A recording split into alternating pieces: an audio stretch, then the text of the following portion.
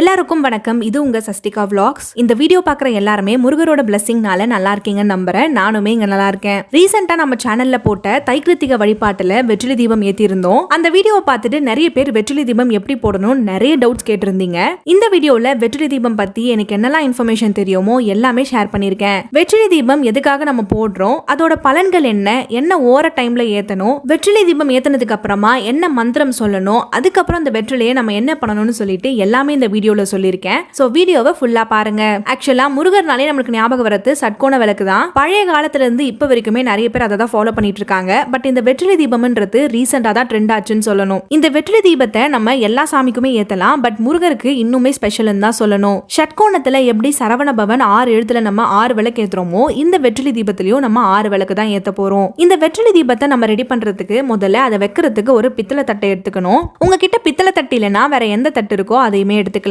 முதல்ல அந்த தட்டுக்கு நடுவுல மஞ்சளும் குங்குமமும் வச்சு அலங்காரம் பண்ணிடுங்க. அதுக்கப்புறமா ஃப்ரெஷ்ஷா இருக்கிற 6 வெற்றிலையை கடையில வாங்கிக்கோங்க. கிழிஞ்சது, பூச்சி வச்சது இது மாதிரிலாம் எதுவும் இருக்க கூடாது. நல்லா செழிப்பா இருக்கிற வெற்றிலையா வாங்கி கழுவி அதோட காம்பு பகுதியை ஃபர்ஸ்ட் கட் பண்ணி எடுத்துக்கோங்க. அதுக்கப்புறமா மஞ்சள் குங்குமம் வச்சு நீங்க அலங்காரம் பண்ணிக்கலாம். சில பேர் சென்டர்ல வைப்பாங்க, சில பேர் வந்து அந்த நுனியில வைப்பாங்க. ரெண்டுத்துல எங்க வேணா நீங்க மஞ்சள் குங்குமம் வச்சு அலங்காரம் பண்ணிக்கலாம். அதுக்கப்புறமா இந்த வீடியோல நான் காட்டுற மாதிரி இந்த 6 பக்கமும் 6 திசையை பாக்குற மாதிரி இந்த வெற்றிலையை அரேஞ்ச் பண்ணி வச்சுக்கோங்க. அடுத்து விளக்கு பொறுத்த வரைக்கும் 6 மண் விளக்க வாங்கி அதையுமே மஞ்சள் குங்குமம் வச்சு அந்த ஒரு வெற்றிலை மேல வச்சுக்கலாம். மண் விளக்கு தான் கட்டாயமா ஏத்தணும்னு இல்ல. ஆல்ரெடி உங்ககிட்ட இதுக்காக ஏதாவது விளக்கு வாங்கி வச்சிருந்தீங்கன்னா அதையுமே பயன்படுத்திக்கலாம். பட் மண் விளக்கு ரொம்பவே விசேஷம்னு சொல்லுவாங்க.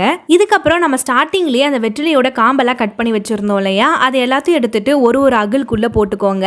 அடுத்து காமனா வர டவுட், எந்த எண்ணெயில விளக்கு ஏத்தணும்னு சொல்லிட்டு, நெய் இருந்துச்சுன்னா தாராளமா 6 விளக்குமே நீங்க நெய்ல ஏத்திக்கலாம். அப்படி இல்லைன்னா ஏதாவது ஒரு விளக்குக்கு மட்டும் நெய் தீபம் போட்டுட்டு மீதி 5 விளக்குக்கும் தீப எண்ணெய் ஏத்திக்கோங்க. இதுவுமே உங்களுக்கு மனசு ஒரு மாதிரி கஷ்டமா இருந்துச்சுன்னா 6 விளக்குக்கும் தீப எண்ணெய் ஏத்திட்டு அதுல ஒவ்வொரு சொட்டு கடைசியா வந்து நெய் வச்சு கூட நீங்க ஏத்திக்கலாம். திரி பொறுத்த வரைக்கும் கண்டிப்பா பஞ்சு திரி தான் யூஸ் பண்ணணும். நூல் திரிலாம் யூஸ் பண்ணாதீங்க. கலர் வந்து கிரீன், ரெட், ஒயிட் இது மூணுத்துல எது வேணா பயன்படுத்திக்கலாம். அவ்வளவுதான், நம்ம வெற்றிலை தீபம் ரெடி பண்ணியாச்சு. சென்டர்ல கடைசியா நான் ஒரு பூ வச்சு டெக்கரேட் பண்ணிக்கிறேன். அடுத்து நம்ம எல்லாருக்கும் வர கொஸ்டின், எந்த நாட்கள்ல இந்த வெற்றிலை தீபம் ஏத்துறதுன்னு தான். வாரத்துக்கு ஒரு வாட்டி ஏத்துறீங்கன்னா கண்டிப்பா செவ்வாய்க்கிழமையில ஏத்திடுங்க. அது கூடவே முருகருக்கு உகந்த நாட்களையும் ஏத்திக்கலாம். இது போல சஷ்டி, கிருத்திகை எப்பெல்லாம் வருதோ அப்பயுமே இதை ஏத்திக்கலாம். செவ்வாய்க்கிழமையில ஏத்துறீங்கன்னா கண்டிப்பா செவ்வாய் உரையில ஏத்த ட்ரை பண்ணுங்க.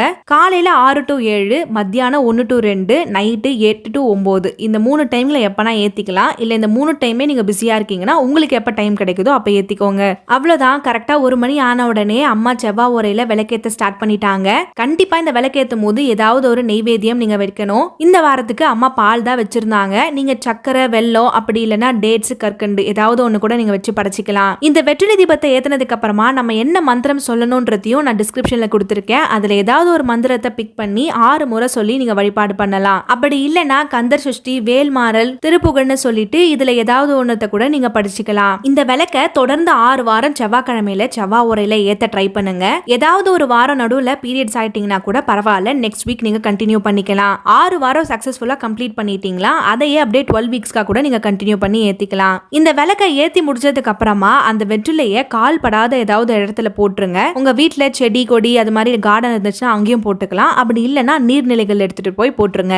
இந்த வெற்றிலை தீபத்தை பத்தி உங்களுக்கு இருக்க எல்லா சந்தேகமும் இந்த வீடியோல தீர்ந்திருக்கும்னு நினைக்கிறேன். அப்படி இந்த வீடியோ உங்களுக்கு யூஸ்ஃபுல்லா இருந்துச்சுன்னா மறக்காம நம்ம சேனலை சப்ஸ்கிரைப் பண்ணி சப்போர்ட் பண்ணுங்க. நெக்ஸ்ட் வீடியோல பார்க்கலாம்.